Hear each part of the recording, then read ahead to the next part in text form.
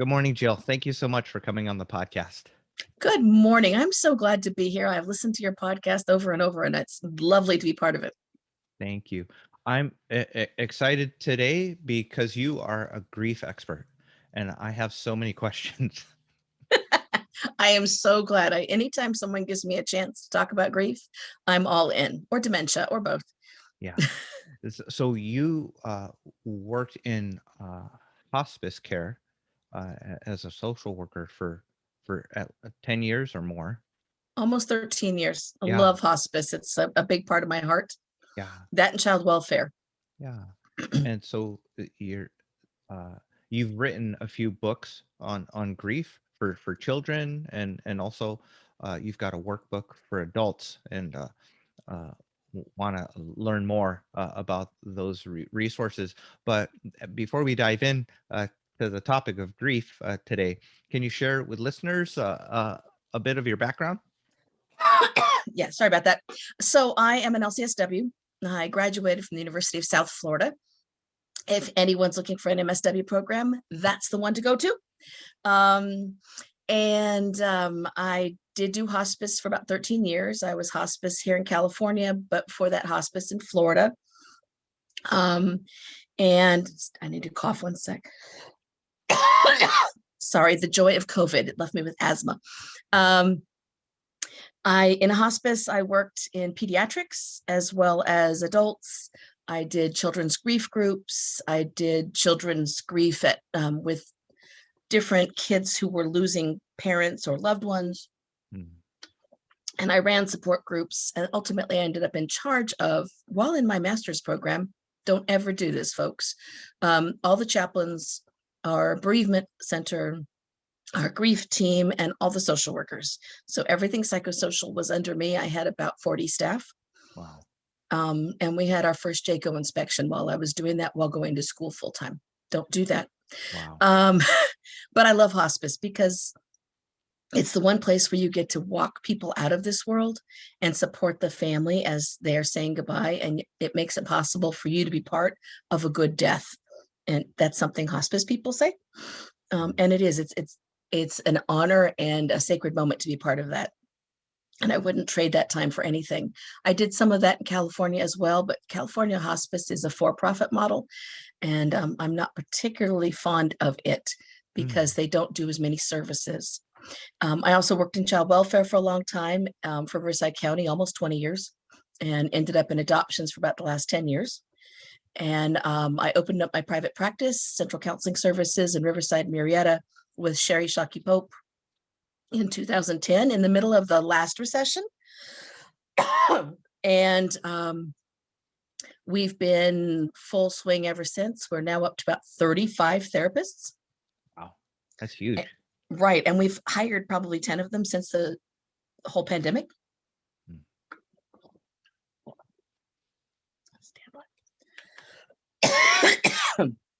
I apologize.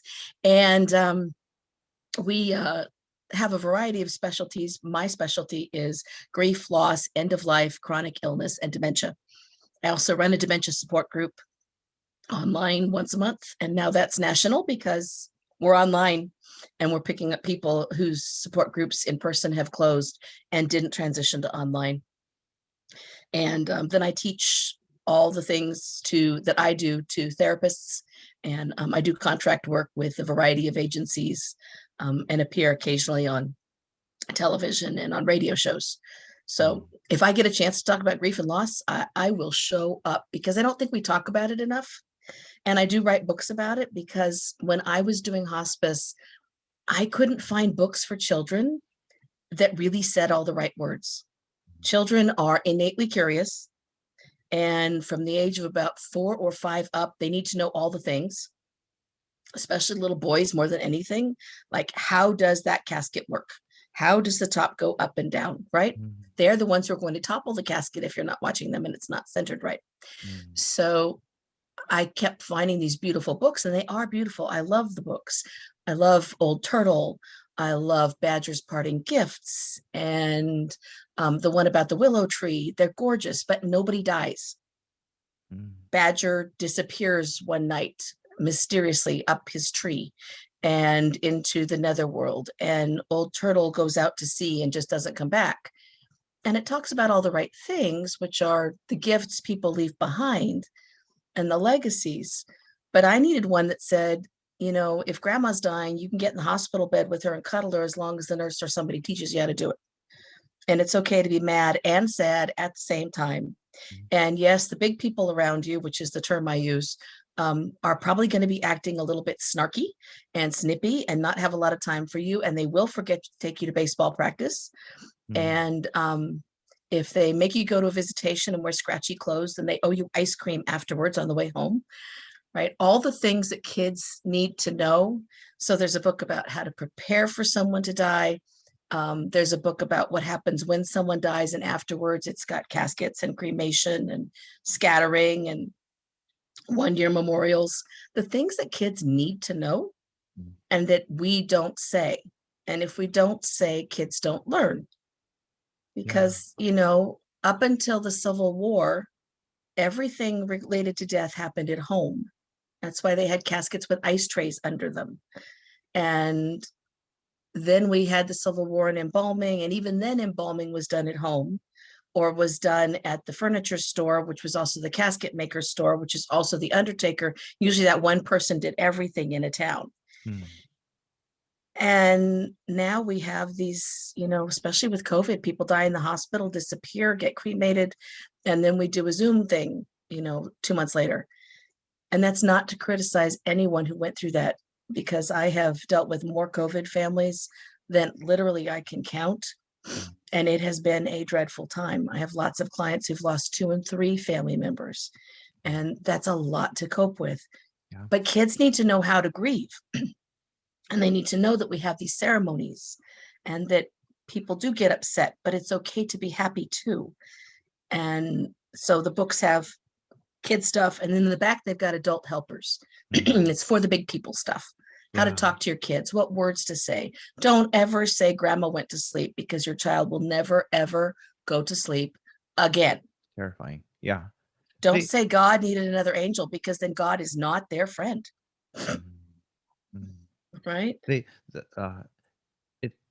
It's so helpful to have those very specific things, because well-intentioned, Right. trying to reassure your children and as parents, but sometimes you can say the wrong things. Well, we're conditioned to say the wrong things because we're conditioned to need to say something. And it's hard for therapists too. Don't anybody listening to this who's not a therapist think so. Therapists are not comfortable with death and grief either, by and large. And so when someone comes in and talks about grief, sometimes they feel a need to fill up the space too. And so they say things like, well, aren't you relieved it's over? Well, you might be, but you don't want anyone telling you. You want to be the one to say those words. Yeah. Allowing people to get to that point themselves. Right. The messages we give grievers are just sucky. Yeah. Yeah. So I wrote the book so that people would stop saying those things to kids. Stop saying that, you're so lucky that daddy's watching over you all the time, because then your 7-year-old's never going to go to the bathroom again. Right. Because creepy, or take a bath. Oh my gosh, who's watching me? Grandma is, right? Creepy. You've got to get in the kids' space, right? You want to, if you have a faith, you want to introduce some of those ideas, but not in a concrete way, because then you're going to have consequences. And then I wrote the adult workbook because when I lost both of my wives, I've been widowed twice. I was married to my first wife for 23 years, Linda. She was an ER nurse, and she had breast cancer about 10 years into our marriage. And we were told she was going to die then. And so we went through that date of diagnosis, pitfall, get ready. And then she didn't die, she beat it. And I don't know how she did it, because at that time we couldn't have each other on insurance. So she went back to work the day after a double mastectomy. Wow. With multiple drains. And she worked all the way through chemo. And ER patients would come in and look at her. ER? In the ER. Oh my and goodness. People would look at her when they came in and say, you're sicker than I am, honey. You need to go home. And she couldn't, because she had to work to keep the insurance going for herself, because I couldn't cover her. Right. and she beat it. She died cancer-free. She was so proud of that. But they threw every kind of chemo at her, and she ultimately died of pulmonary fibrosis caused by one of the chemotherapy meds. And I won't fault them for it, because it gave us 10 years we wouldn't have had. And then she did end up with pulmonary fibrosis. And while she was dying and on hospice, she got to be very close to one of her nurses. They were two of a kind, two peas in a pod. They had the same background, the same dads, the same everything. They both loved chocolate. I didn't know it, but while I was at work, they were at the house, drinking Yoo-hoos together. Because when you have pulmonary fibrosis, it's eat or breathe. You can't do both. And so liquids and chocolate ice cream went down really well. And if you're dying, you get whatever you want in our house. You want all the chocolate, you get all the chocolate, right? And ultimately, before Linda died, she said, I need you to marry Jill, because she's got the kids. We had 3 adopted children at that point. And she said, I can't leave her alone.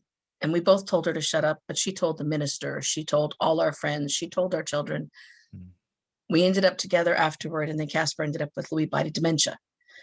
And it took 3 years to get her diagnosed. She died 6 months after diagnosis.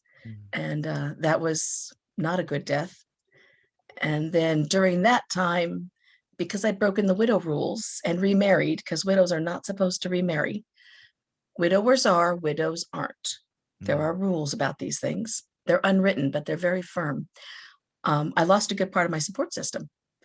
So one of the people who came in to join a support system was the funeral director, who'd met with Linda and me to plan her own funeral. And she started seeing all the blogs I was writing about what this was like and all the crazy town stuff we went through trying to get the diagnosis. And I wrote the blog when Linda was dying. I kept it going with Casper's illness, in part because I didn't want to talk to people. If you want to know what's going on, read the blog. If you don't want to know, don't read the blog. I'm not calling you back, right? Therapists don't like talking on the phone anyway, right? We talk all day. We don't want to talk at night. Stop that. But don't call us. You needed to process it. I needed to process, and I needed people to know what was going on. So if they came by, they weren't surprised. And so she started coming by, and now I'm married to the funeral director. So yeah, I've been married 3 times, widowed twice, broke all the widow rules. So that's the Rebellious Widow. That's why I wrote the Rebellious Widow, because there wasn't much out there that said grief doesn't have to last forever. There wasn't much out there that said these are the rules people are going to impose on you, and you don't have to follow them, and this is how to not follow them. There wasn't anything out there that said if you don't break the rules, you're going to get sick. And in fact, I did get sick because I didn't initially break the rules enough. So I had a stroke very close to the time that Casper died. And I have a few residual effects. I walk with a cane as a result now. And I really found that there was nothing out there that didn't say things like, grief is the measure of your love, and you're going to grieve forever if you really love them. If you go on Pinterest and look up grief, you'll find all kinds of stuff that sounds so sweet. But the implication is when someone dies, you have to stay in that space of grief for the rest of your life, or you're not honoring their memory. And that's just nonsense, and it's not healthy, and it's not what the research says is healthy. And yet we all fall for it, and therapists fall for it. And I saw 2 therapists who fell for it, and I fired them both. So yeah, that's the background. It's a little muddy, a little messy, but it's meant that I've been able to come out on the other side. And I can remember both of their lives, as well as all the other people in my life who've died. And I can remember the happy moments, and I can remember the tough moments, but I'm not grieving. I may have moments where I'm sad, anniversaries come up. I go to the beach and remember them, or go to the cemetery, but I don't stay in that space. Yeah. That's such an important message, and I love seeing my friends who are able to get to that place, and experience joy Right. again, and the freedom to live and move Absolutely. forward. For folks, Jill, that so that that's moving on or continuing to live um, after a loss. I would like you to talk a little bit about two types of grief that you teach about Mhm. and are familiar with. Um, One is, what about grief when you haven't lost the person yet, Okay. like with dementia? Dementia. And then can you explain a little bit or teach a little bit about Anticipatory grief. anticipatory grief, because That's a hard one to say, isn't it? I work with a lot of folks with anxiety and obsessions with their health Hmm. and concerns about death, especially with COVID this last year. Yeah. So could you talk about grief before we've lost someone, but we've kind of lost them? And the unacknowledged losses, the unmentioned losses, there are so many. When I work with clients or with groups, I send them home always with at least one homework assignment, which includes, for the entire course of your life, I want you to write down all the losses you've had. And that includes moving, when you were a kid, if you're military, pets, um, job changes, even job changes you choose, that's a loss. When I went from CPS to hospice, I loved where I was going. I left people behind. I left an identity behind. Retirement is a biggie. Mm. Loss of roles, loss of ability. COVID has left a lot of people disabled, and it has also left a lot of seniors who've been locked down for a year or a year and a half. Um, they've been left with a lot fewer faculties than they had when we started because they were so isolated. Mm. And that's really hard. And with dementia, you have one loss after another, sometimes multiple losses a day, when you're looking at someone who right in that moment can't remember who you are, or can't remember where they left something, or are psychotic because they have Lewy bodies in their brain, or they are losing connection with people, or they're realizing that other people are uncomfortable with their illness, so they're just not showing up anymore. Ooh. And so their world gets smaller and smaller and smaller. Mhm. And then the caregiver ends up having losses because they feel isolated from their friends and other people. And they also sometimes catch a whole lot of criticism because everyone is an expert, especially when they're not there, right? Everyone's an expert. You should be doing this. You should have, shouldas. Frequently in our dementia support group, we have people being sued by their own family members because they're expending money to help support the process they're in, and the family members want the money for after the person who dies. And it turns into this giant clash. So there's all those losses, and we need to acknowledge them. And as friends, we need to be listening for them.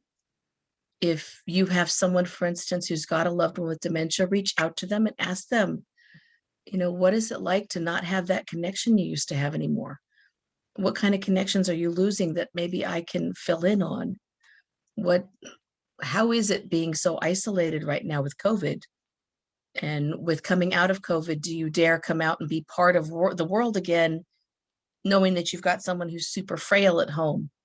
And even though immunizations are wonderful, they don't always work. Mhm. And so those losses need to be grieved, and they need to be said out loud. They need to be talked about. They need to be things that we share amongst ourselves, that we're looking for in our kids, and that we're teaching kids that they should be able to say out loud, this is a loss and it hurts. When kids lose a Yeah. pet, parents usually at 50% of the time, well, the dog ran away, or we took the dog to a farm and it's going to live out its days with, Clover and Cherry. The dog died, right? And they're not part of being able to, bury the dog and be part of it. And so that becomes an unacknowledged, unspoken loss. And then we replace the dog. And so all of a sudden we get the message that people who die are replaceable, or things that go away are replaceable. The car crashes, we get a new car, everything's fine. No, maybe I was really attached to that car. Maybe that was a really scary moment when that car crashed, and I need to get through that part still. Right? There's a ton of losses in our lives that most people don't consider losses. When I give that assignment to clients or to groups, they're like, oh yeah, no sweat, 5 or 10. And they come back the next week, 40, 50, 60, right? Yeah. Because they've had a life. And even a 12-year-old, but if you're in foster care, how many losses have you had? Mm. You've lost your family. You've probably lost 2 other foster families. You've lost your sense of belonging. You've lost your clan. You've lost, a sense of having some control over your life because somebody named a judge is in charge of you now. Mm. I had a kid once that the adoption was taking forever because there was a long, long, long judicial spat. And the kiddo got to 6th grade from 3rd grade by the time we were done. I flew up to see him in Northern California every month. And he looked at me and said, now, Miss Jill, I thought you said judges were smart. And I said, well, they are. I was thinking back in my head, not that judge, but I didn't say it. And he said, I looked up judges in school today. Do you know those are men that wear dresses and all they do is sit on a chair all day long? I said, you're right. He said, that doesn't sound smart. There's lots of different ways that you could help kids without sitting in a dress on a chair all day. He should come visit me and find out why I want to be adopted. Mm. You're right.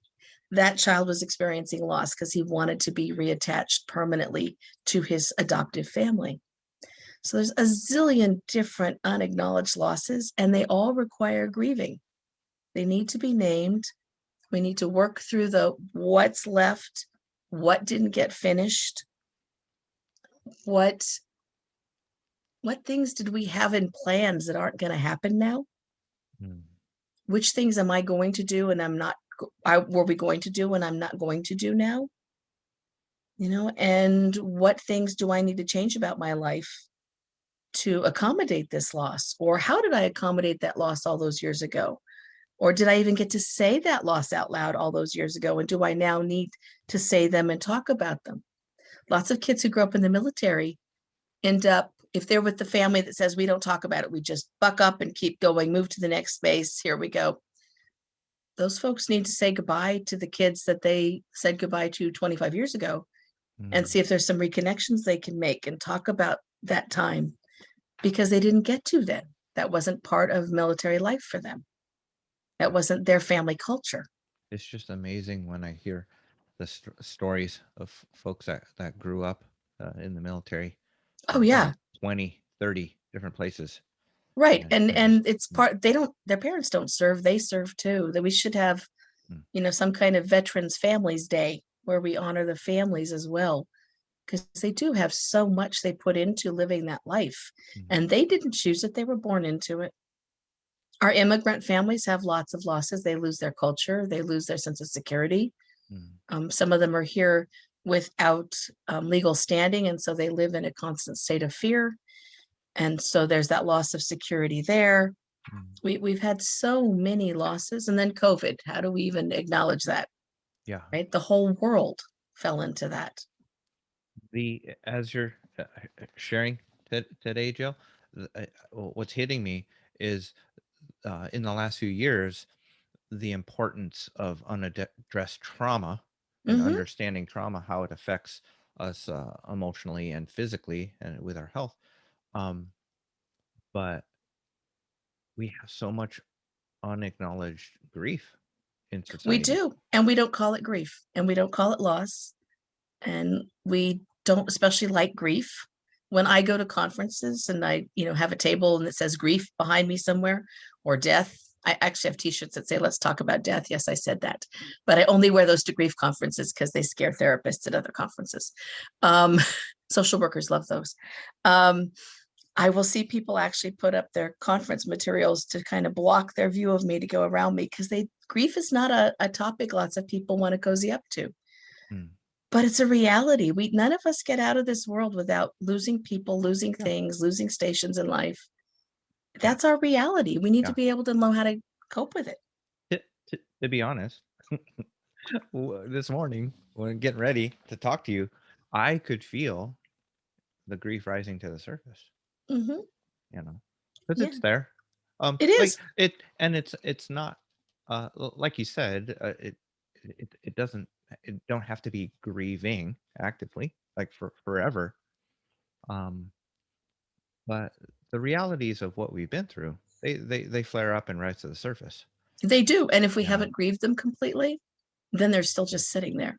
Yeah. Right. Yeah. Because for every loss that we haven't grieved, it catches up to the next loss and the next loss. Mm. And that's where we have to be able to grieve them. That's with COVID. If we've got people losing multiple people, if we can help them grieve each person as it comes, sort of wave style, the research says, and the reality is they do better. If they try and pack it down, I don't have time for this one, got to go on to the next one. Those folks end up with a whole lot more emotional mess in their head that they have to disentangle afterward. And we have that research from the early AIDS crisis. We know that folks who maintain connections to family of choice, not necessarily biological family, but the people they choose to be family and friends and supporters, if they have that, and if they have some sort of way to center themselves, whether it's a belief system or some kind of object or whatever it is, even the dog, because dogs are important. If they have that and they can grieve each loss as it comes and acknowledge it and do some kind of ceremony for it before going on to the next one, those folks did really okay during the AIDS pandemic in the early days when everybody died in 4 or 5 months. I was a social worker then in our AIDS project. It was warfare. But if you had each loss and you took each loss and you named each loss and then went on to the next one, the survival and the healthy response was so much better than I can't talk about it, I'm too busy, we got the next one coming. Yeah. Yeah. It's what you're describing, naming it, remembering it, facing it. It takes time. It does. You need space to grieve well. You need time out. And as therapists, we don't give that to ourselves. Yeah. Right? You go on social media in the lockdown therapist groups. For those who are not therapists, we have groups that nobody else gets to see in and you don't want to see in probably. But somebody will come in at least once a week and say, I just lost a client. I don't know what to do. I've never experienced this. And fully 3/4 of the responses will be, well, you can't go to the service. You can't really say it out loud. Just, remember them quietly and move into your day because you can't let your other clients down. No, you need to take a time out, light a candle, do whatever it is you need to do. We can go to visitations and not acknowledge who we are. We don't have to wear a name tag. Nobody else does either. But if we need that for our sense of saying goodbye and our taking that moment out, we can do those things. Right? Yeah. I have a book that I write people's names or initials down in, and some of their, the things we worked on in code. No one would be able to know what it is if I died myself. But I work with a lot of chronically and terminally ill folks. And when I lose one, I write down the things that I will always remember from them and the great progress they made and the lessons I learned from them, because we all learn from our clients. Absolutely. Yeah. So, yeah. Yeah. So,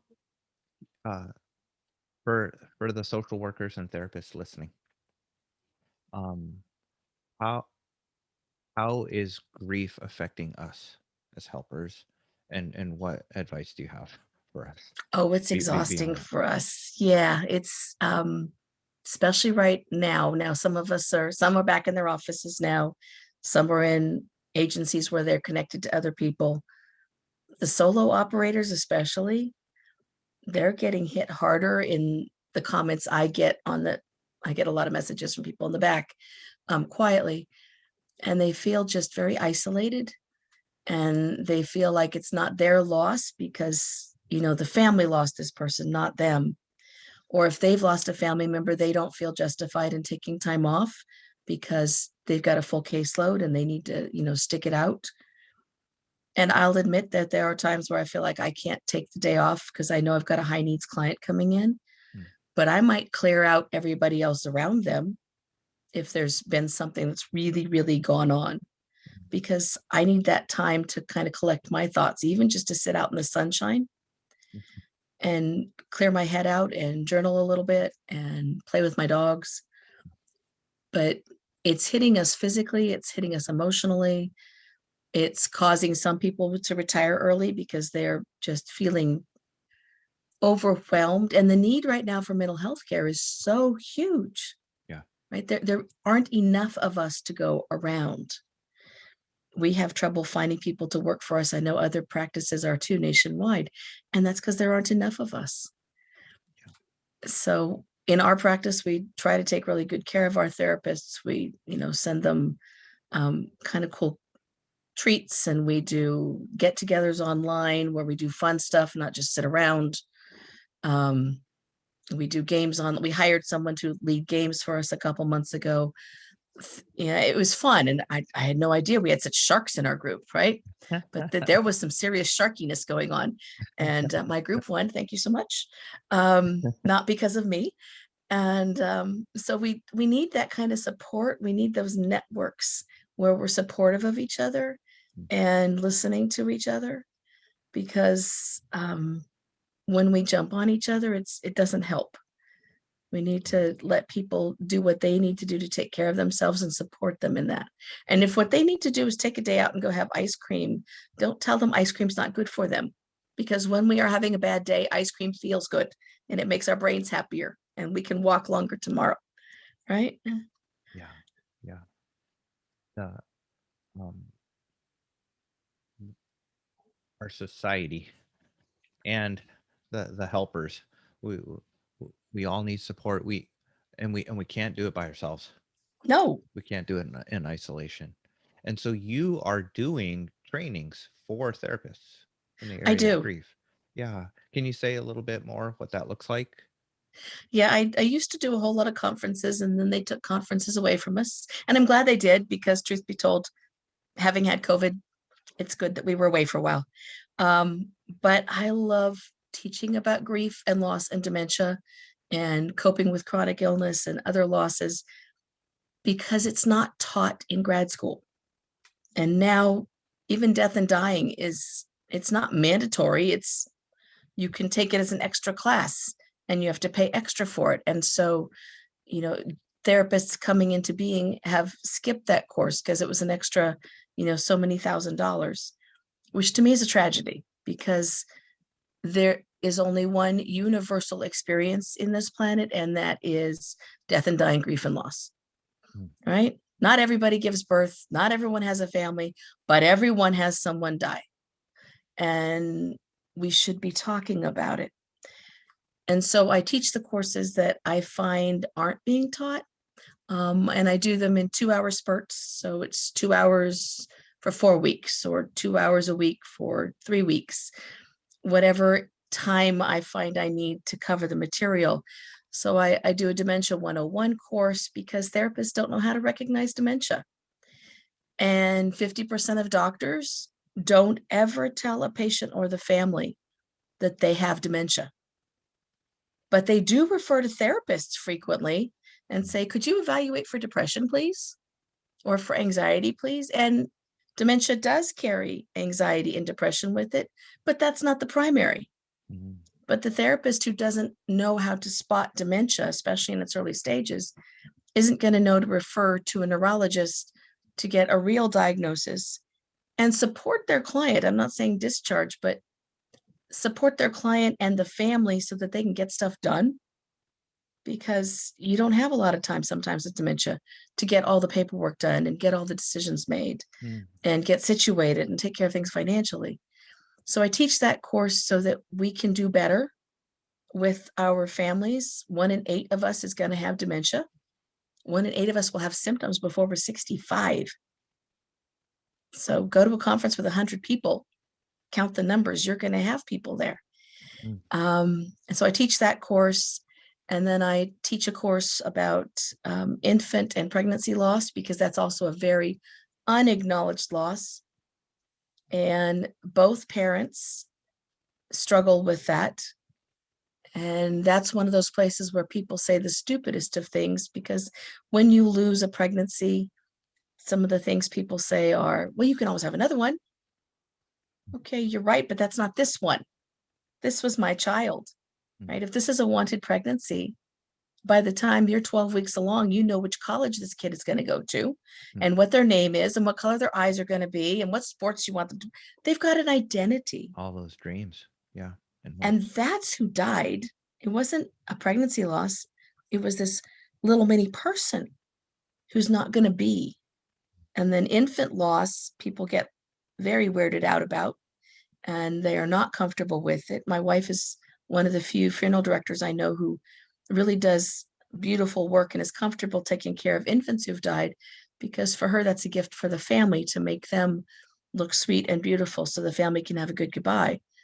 Likewise, we need to acknowledge that infant loss, it's not about, well, let's just get through it and let's have another one. This is how are we going to introduce our child who's no longer here for the rest of our lives? How do we introduce them to any child we do have subsequent to this? How do we do this? Right? So I teach that course. I teach one about anticipatory grief and what that looks like, and how you can weave that into all the work that you do, because anticipatory grief comes with everything, including getting married, right? Or getting divorced. All of that has anticipatory grief involved, because you have to figure out if you get to keep your side of the bed. It's a really big deal, right? Ask at your next couples group, did you get to keep your side of the bed? And you will see the debate rage as to who gets what side. Even, and ask on vacation, do you keep the same side? And right, I can have fun with this stuff. I love that, because I do lots of premarital counseling, and I hadn't thought of that. It's a thing. Yeah. Do you put do you roll up the toothpaste, or do you leave it flat to irritate your partner? Yeah, I talk about like the adjustment of being a good roommate. But we get so focused in that stage of planning a day of an event, that instead of our life. You don't realize, yes, life and life is changing. Yes. And so many single folks, because you can't afford to live by yourself, hardly, here in Portland, they are living with friends. And I'm encouraging people, as they get ready to get married, to make space for those relationships and their friends that they're leaving. Yeah, because you can't walk away and just be a couple. You need to take your friends in. You need to learn how to incorporate each side of friends, right? And you do need to learn how to be a good roommate so that you can be a good spouse. Because if you're a lousy roommate, nobody's going to want to stay married to you, right? I tell parents who are working with teenagers, you're not just raising a child, you're raising a future roommate for college or for whatever. And if you're doing all the chores for them, nobody's going to like your kid. Set some boundaries. They need them. Yeah. Right. The experience of going to college and learning how to be a good roommate, it's changing with online school now. And it is even more important to teach that lesson at home, because we've all had to learn now how to work from home. And so those roommates have learned that, we don't know if we're going to have to do this again. And how many are actually going to go back into offices, right? How do we accommodate this whole new world we've created? So yeah, I teach basically any class I can about grief and loss, I will do. I also teach a course about how to do a grief support group, and how to do a grief retreat, because the more of us who can do grief well, the better. And I do a basic Doing Grief Better course where I talk about death and dying and that process and the theories of grief and loss and which things we shouldn't be doing anymore, like stages. And I talk about how to do grief from a solution-focused perspective, and that grief is not forever perspective, as opposed to you need to stay in grief, otherwise you didn't love whoever it was enough. So if I find a need, I build a class, basically. Wow. Amazing, Jill. Can you say a little bit more about grief retreat? Because it especially, well, I don't want to stereotype too much, but with guys, very often the painful, vulnerable emotions, like, or emotions at all, like, I don't have time for that. I do not want to deal with that. I do not want to face that. I just want life to go on. I just want to move on. I just want to move on. Yeah. it hurts too much. So the idea of a class or a retreat, uh, uh, if you're a friend of that person, and you're wanting to support, and you see them struggling, how do you? I don't know if this is a fair question, but I'm just gonna ask it. How do you get that person to a retreat or to a class or a group? What I've found is people buddy up and they, I'm going to go. Do you want to go with me? So Mm, some of them sort of fake that a loss is bigger so that they can get the person who needs to go there, mm, or they introduce them to the person who's doing the retreat through some kind of social media so they can sort of get to know them. It's kind of like what clients do. They look at us a bunch of times online before they decide to make that phone call, mhm, right? So kind of check it out, make sure it's not too scary. What I find is if I put up the curriculum so they can see exactly what we're going to be working on, then they feel like they're not walking into some unknown thing where we're going to make you do all the touchy feely and kumbaya and everyone has to cry right now. Men typically, and this is stereotyping, so forgive me, will say they don't want to go to a group because they don't want to be around a bunch of sad people who just cry. Right? Women are typically okay with some of that stuff, although they don't want that so much either. Men don't want that. mm, I would love to see more men doing grief retreats for men only, because mm. I think that they would be more likely to attend. And what I found is that if I do a 1 day for a particular population and we just slug through all of it and we end it with some kind of ceremony, that they will then open themselves up to the possibility of reaching out to someone, not necessarily me, but someone for additional support. And that's one of the most helpful things that can happen in the course of that day.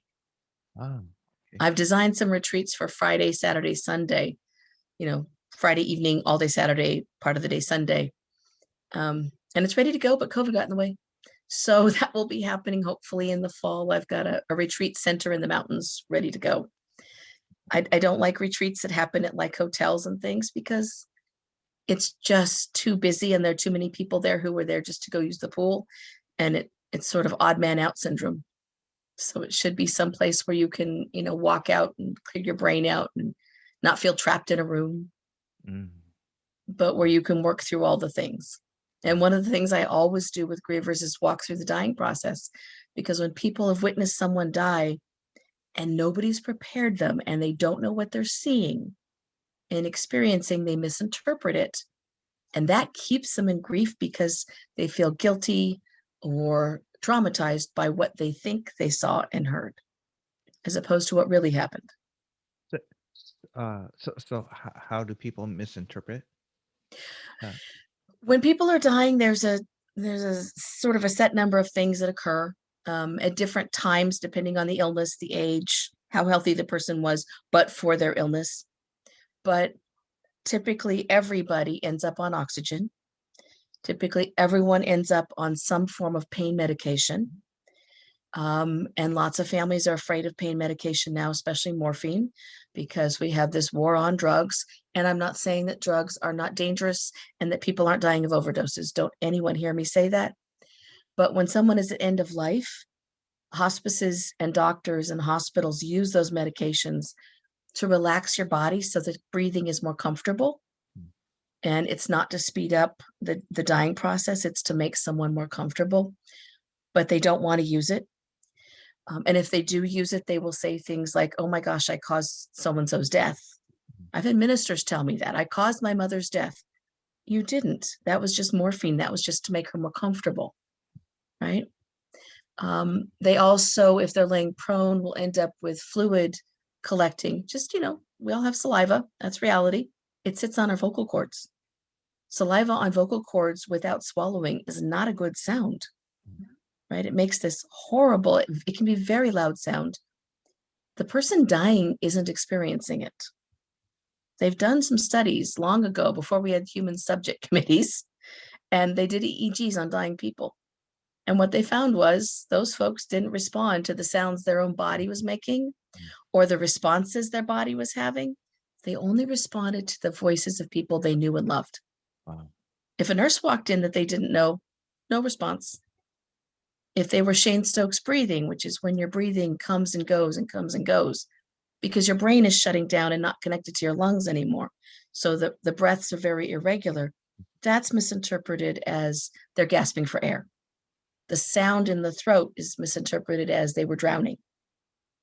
The not giving because it just someone, sounds off, because it because sounds it awful. sounds awful. Yeah, and it does. And there are meds that can be used to treat it if you've got a hospice that's really assertive and you call them. And if you have hospice, lots of families are afraid of hospice now too. And we also have folks who are, they're reaching out. And so some folks think, well, they were hallucinating. Most people who are dying see people coming to get them. And they can be very clear. And if they're at all lucid, they will tell you who's coming for them. My mom visited last night. She said she'd be here tomorrow. And tomorrow they're gone. I am the last person in the world who's going to say those aren't real. Because I've seen way too many people have those experiences. And the look on their face when they reach out and they are seeing whatever they're seeing is just, it goes to just, oh, okay. Right. Even if they're unconscious, their facial expression changes. So when people die, their eyes don't close. That can creep people out too. That's just because our eyes aren't meant to close. When eyes close, it's because in a casket, it's because somebody has done some extra work to make it happen. But there's a theory that runs around in some cultures that eyes don't close means that there was trauma involved in the death. And it's just because our eyes don't close. So there's all kinds of ways we can misinterpret. There's lots of times the week before death, somebody's not hungry anymore and they're not thirsty anymore. And then those who are further outside are saying, well, you're supposed to feed them, put in a feeding tube, put in an IV. If your systems are shutting down, you shouldn't have those things done because it makes a much uglier death and it can cause aspiration pneumonia. But afterward, that becomes, oh my gosh, I starved them or I dehydrated them. I didn't do enough. Yeah. Mm-hmm. So yeah, you have to know the dying process to do grief properly. Or you leave the person traumatized, and that's not fair. And they can't work through their grief if they can't understand what they just experienced and aren't given permission to be relieved that it is over when they need to hear that permission. Yeah. Right. Yeah. This is such good information, Jill. Yeah, I hope anyone who's listening who is caring for a spouse or a parent can learn more about the dying process to prepare. If you're a caregiver, ask those questions. And if you're a caregiver, take care of yourself. Especially dementia caregivers, they die faster than the person with dementia, not infrequently. Because they're so busy they're stressed and they're not taking care of themselves. The first thing I do with someone who comes in for grief is send them to their doctor. And I tell them, I want you to have a full physical. If you haven't had your mammogram, go get it. If you haven't had your other exams, go get them and go get your labs done. And make sure your doctor checks your D level, your B level, your thyroid, your folate. I don't want the results. I'm not a doctor. I'm not practicing out of scope. I want them to get those results. So if there's something wrong, they can do something about it. Sometimes sometimes they need to hear it from a doctor that you're going to have a heart attack. Like you need to take care of yourself. Grief can cause inflammatory process. And so if you've got high blood pressure and you haven't been treating it, go get checked. Right? Don't mess around with that. You can't see me for grief if you're not going to go to the doctor. Because I don't want to have to be responsible and I feel responsible if you haven't done it yet. So go to the doctor. Right? Therapists, go to the doctor. If you've been working really hard, go to the doctor. Right? They tell people to come see us for their mental health. We need to go see people for our physical health. Oh, you just nailed me, Jill. Yeah, I need to schedule. Lab work, it's necessary. Yeah. The boy, you are such a wealth of knowledge, and you've. I'm glad you have these classes and trainings. As we kind of wind things down for today, because you've got a grief group. I do have a grief group starting at 10. That's starting. Any last advice or wisdom to share? If you're doing grief work with someone, and if you're a griever, make sure that you use your sense of humor. Grievers, when they come in to see a therapist, first of all, it takes a long time to go see a therapist if you're grieving. And having seen 2 terrible therapists for grief, I'm sure they're perfectly good therapists for other things, but I'm a therapist, someone died, go see a therapist. First time, the therapist looked at me and she said, "I just don't know what to say to you. What do you need in grief?" Like, "Yeah, you're fired. I'm done." And then the second one said the same thing, and then also said, "Why did you remarry? You shouldn't have done that so soon." Like, Oh man. excuse me? Okay. Right? Because intimacy loss, that's another course I teach. That's a whole other thing. We need to know about it. We need to talk about it. And both of them tried to use the miracle question. If you wake up tomorrow and everything is better, what will have changed? It's great if you don't know what to do with someone with anxiety and you're trying to figure out, a treatment plan. Where? Yeah. It's Right. not good with grief because there's only one answer and you are not Tinkerbell, right? And I will say that. So our grief clients and grievers need humor. They need to see smiles. They need to be given permission to laugh. They need to be given permission to go to Disneyland now that it's open again, right? For a whole year, I couldn't say that. But we need to give them permission, to go to you've got that lovely rose garden in Portland, right? Folks in Seattle need to be able to go out to the islands or whatever it is that you do so that you can connect to life again, even while you're working through the loss. And you need to see smiles because smiles make our brains healthier and actually keep us from dying faster as grievers. Most times when you tell someone that you've lost someone, you get this funky look on your face from the other person. "Oh, I'm so sorry." Nobody wants to see that look, right? They want to see, "Tell me about it. Let me understand what happened with you. And then tell me what was funny about them, what made them irritated, and laugh with them." It's the first time someone's laughed with them since that person was dying, probably, because nobody else thinks it's okay. Likewise, don't assume that everyone wants to go to a grief support group. 70% of our population will never step foot in a group.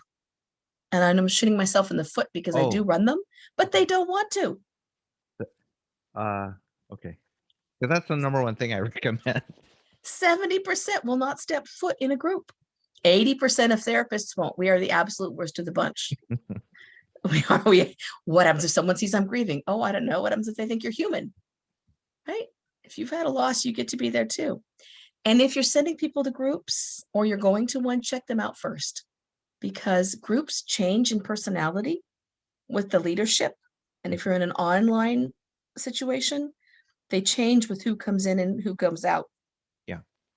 So some groups take on this thing where you've got to stay grieving, you've got to stay sad, and that's not healthy. Make sure you're finding one that doesn't do that. If you've got someone who's of faith, a very strong faith, don't assume that their faith is going to be what gets them through, because they're hearing at the same time that message that somehow this was part of a bigger plan. And so that puts them in a direct conflict with that faith. Because if the plan was to remove their loved one from their life, they may not be feeling friendly. Yeah. So we need to make sure we're careful with those messages, but we also give them space to come back to that faith when they're done with that exploration. It's an exploration, not a rejection. But make sure you're not putting extra guilt into their world while they're trying to deal with the guilt of the death. Right? So many people already have plenty of guilt to deal with. Absolutely. And more than anything, if you are grieving, reach out for someone. And if that someone isn't helping you, walk away from them and find someone else. Because when people die, if you imagine yourself as the circle, if you're the primary griever, and then you've got your next circle of really close people and so on, all the way out, you will always lose someone in that close circle. Everybody who has a loss loses people. And you don't expect it, and it's frequently not the people you thought you would lose. And then frequently there's people in those outer circles who actually need to be brought in because they are there and they're supporting you in the way that you need. You, if you are that center circle, you get to decide who's in and who's out, and you get to set boundaries. So you get to decide how your grief is going to work. Don't let anyone tell you how fast or how slow. Don't let anyone tell you, no, don't make any changes for a year. It's not true. That's from 1960s, made up out of whole cloth grief theory. It's not real. There's no research that supports it anywhere. And don't look for stages. Those are anticipatory grief, not after loss grief. You don't have to be angry, and you don't have to bargain after someone dies. You need to reorganize and recover. Oh man. I want to talk to you another hour about the stages of grief now, Jill. Oh, have me back. I'd love to. Oh, please. Yes. Thank you for your time today. What you've learned, it's from years of being in this with people and going through your own. I've walked the walk. I keep current with the research. I'm connected with people who do the work. There are some great therapists out there who have great grief sites. And I link them to all my sites so that people can find them. This should be a collective effort. And if we keep current on the research, then we'll know what's theory and what's real, and what's research supported and what's just old knowledge. Right? Yeah. It's I love to learn and find what works. Exactly. And what works for you, because everyone's grief process is their own. I'm the therapist people find because they come in and they say, I found you online, because my story's out there. I'm not shy about it. And I'm also very transparent. And so they'll say, I wanted someone who had walked the walk. And besides that, you're older, you know stuff. I'm like, you shut up. You cannot use those words around me. I'm the crazy blue-haired grief therapist, not the old grief therapist. But on my sites, I make sure that there's all the links to everything. So if they need someone else or something else, they can find it. Because we should support people in finding the right person or the right group to work with. Yes. I'll include the site in the show notes, but could you share it? Sure. I have JillJohnsonYoung.com, which is still a little weird to me because I'm a social worker and we don't make .coms, but I have a .com. And I like it because it's got a full page of resources. That was the bottom line when I built it. So it's got resources for every kind of loss, pet loss, best friend loss, all the losses we don't talk about. It's also got the courses on it and some of my story. And then I also have the rebelliouswidow.com, which goes with my new book, The Rebellious Widow, about how to break the grief rules and how to get through the dying process with a partner and the recovery process. And that one also has some pages that are downloadable. They're free, no membership, no nothing, because I'm still a social worker. And it's so you can build your own notebook for someone who's ill and organize all the stuff you need all in one spot. It's got everything you need to do that. It's also got exercises you can do on your own or with your therapist for the recovery and also for the goodbye process. So that's the rebelliouswidow.com. I'm on Facebook Live every Friday at Humor, Grace, and Grief. I never say that right, with Deborah Joy Hart. That's also on my listed on my site. And then I'm on Facebook and LinkedIn and all those places, you know, all the things. Instagram, the one with the big I can never remember it. I'm on Instagram. I do grief tips when I have a moment, put them up. So yeah, I'm all over social media. Wonderful, Jill. And your site's amazing. And you've got lots of podcast episodes on there too. I do. And so thank you for being on this podcast. And if you're listening and you want to hear more and learn more from Jill, definitely check out the other podcasts that she's been on. And hopefully you'll be this one will be up there again too. I hope so. Please invite me back. Yes. Thank you so much, Jill, for coming on the podcast today. Thank you for having me.